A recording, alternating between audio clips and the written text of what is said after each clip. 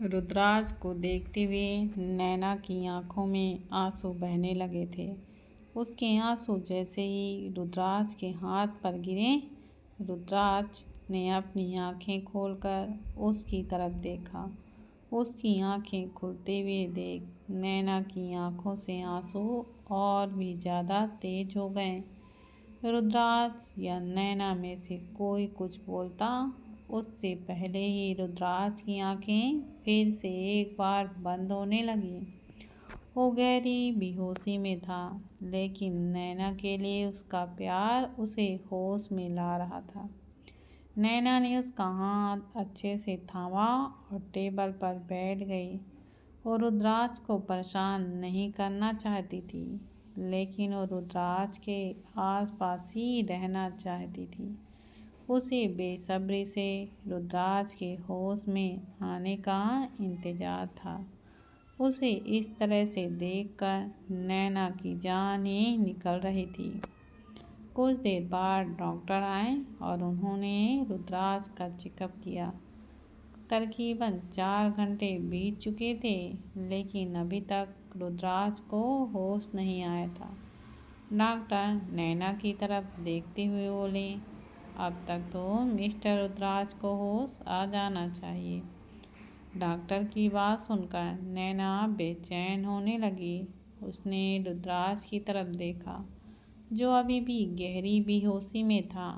Doctor कुछ बोलते उससे पहले ही नैना बोली, अभी कुछ ही देर में मिस्टर रुद्राज होश में आ जाएंगे, आप फिक्र मत कीजिए।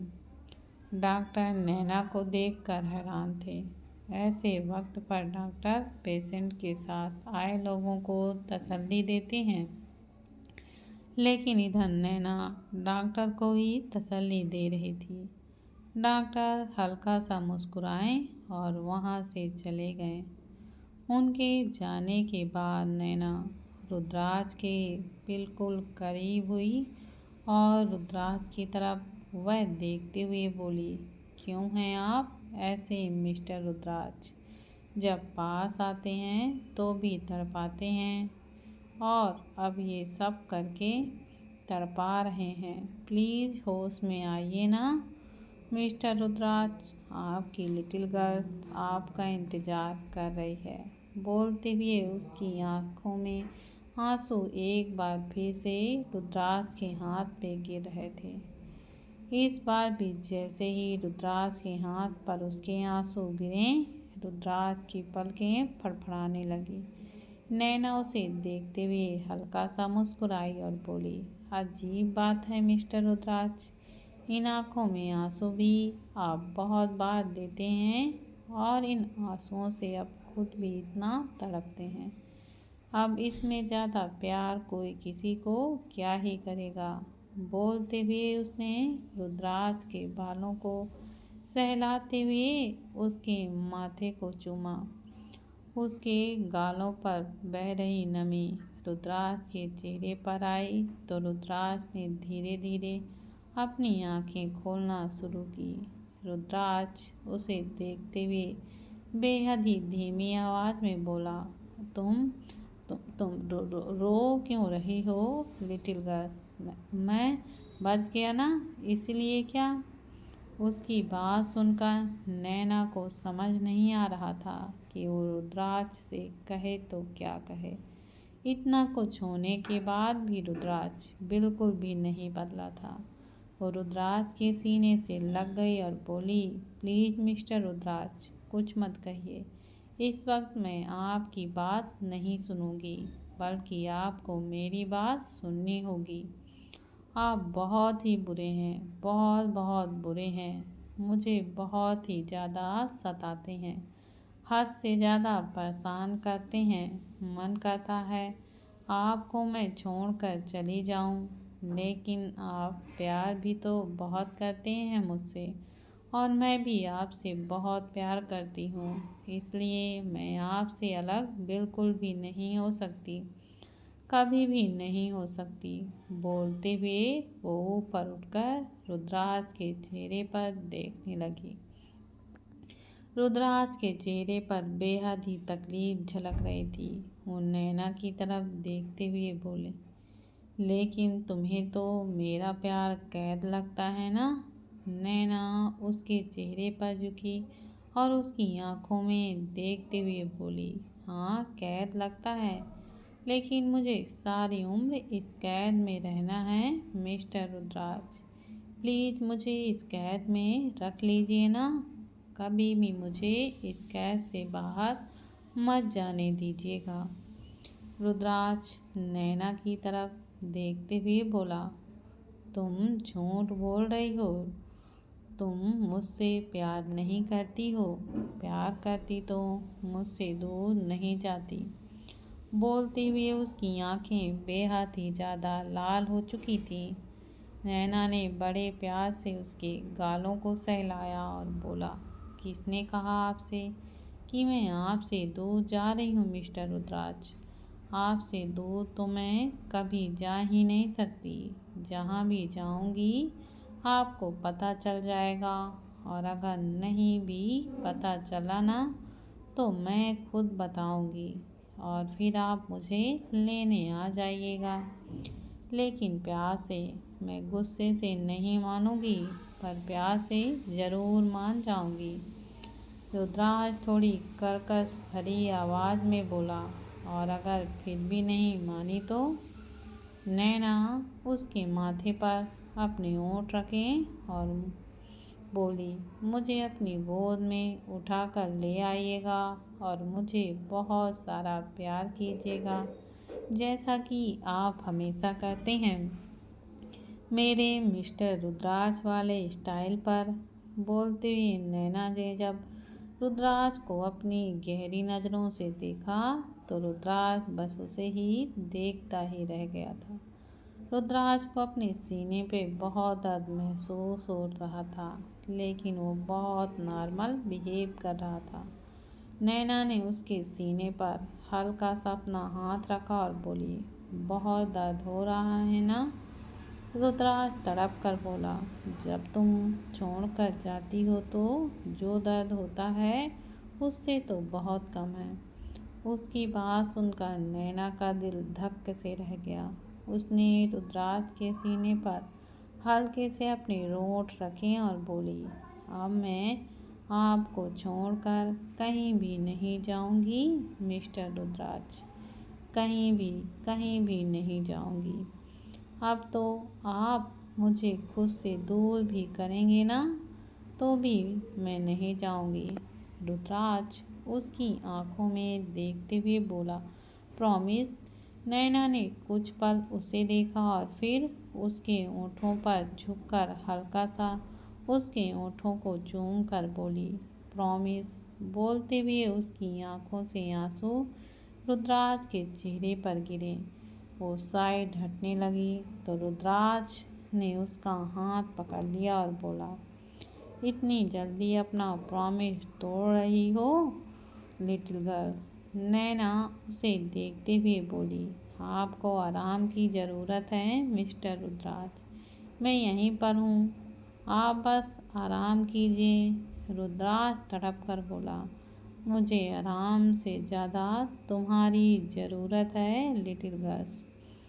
बोलते हुए उसकी आंखों से आंसू बह गए तो नैना को ऐसा लगा कि जैसे उसके जिस्म से उसकी जान निकल रही हो।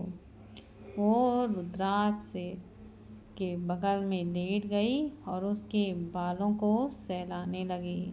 रुद्राज को दर्द हो रहा था, लेकिन फिर भी वो नैना को खुद से दूर नहीं कर रहा था, और नैना भी ये बात बहुत अच्छी तरह से जानती थी कि रुद्राज को प्रॉब्लम हो रही होगी, लेकिन वो रुद्राज से दूर नहीं जा सकती थी, क्योंकि अगर वो रुद्राज से दूर जाती तो रुद्राज को और भी ज़्यादा दर्द होता।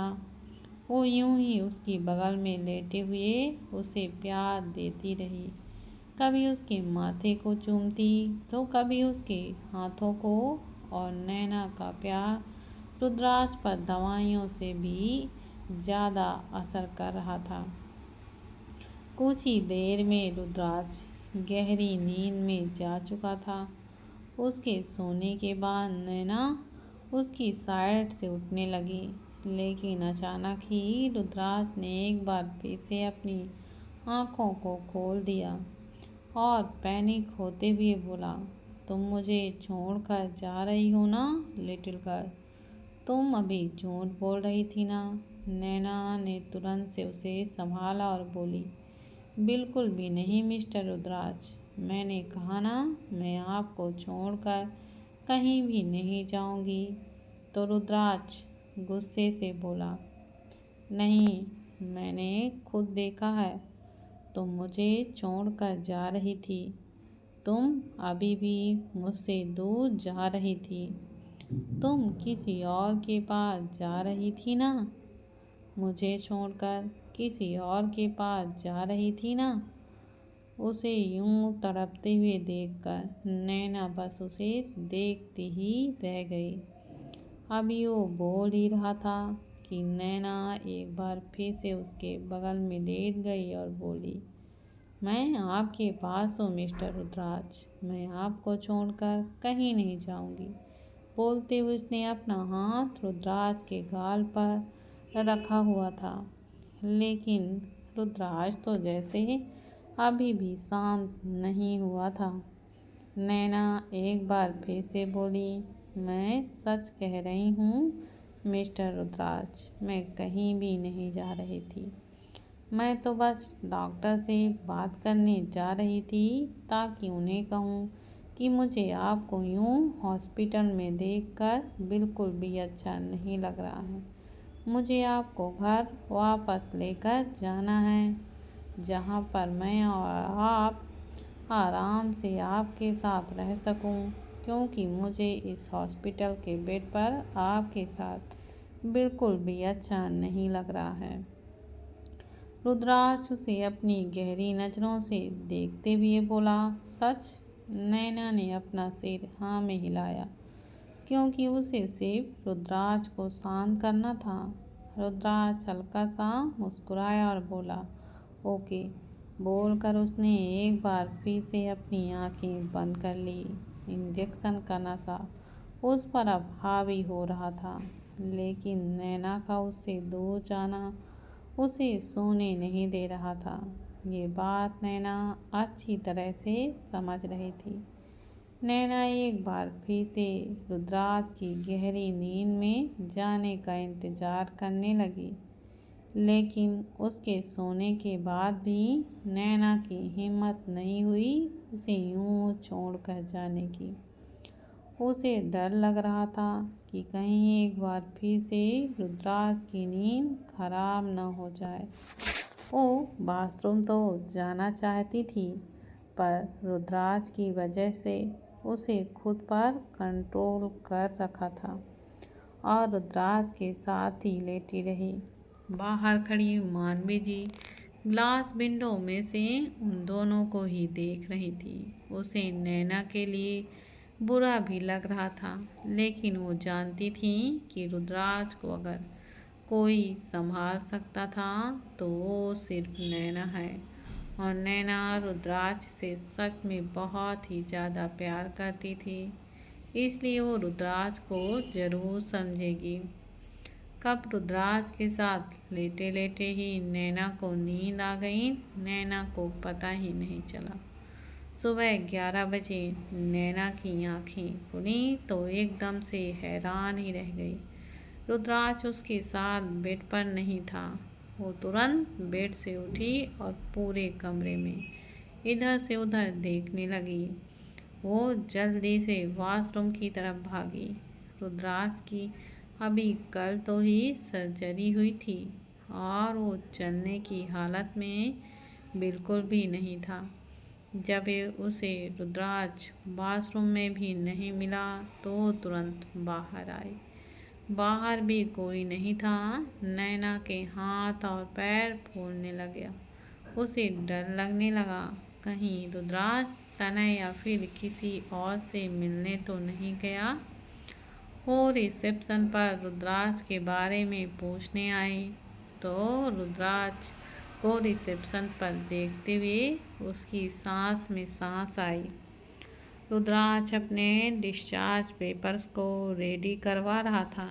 नैना उसके पास आई और उसके सामने आकर खड़ी हो गई।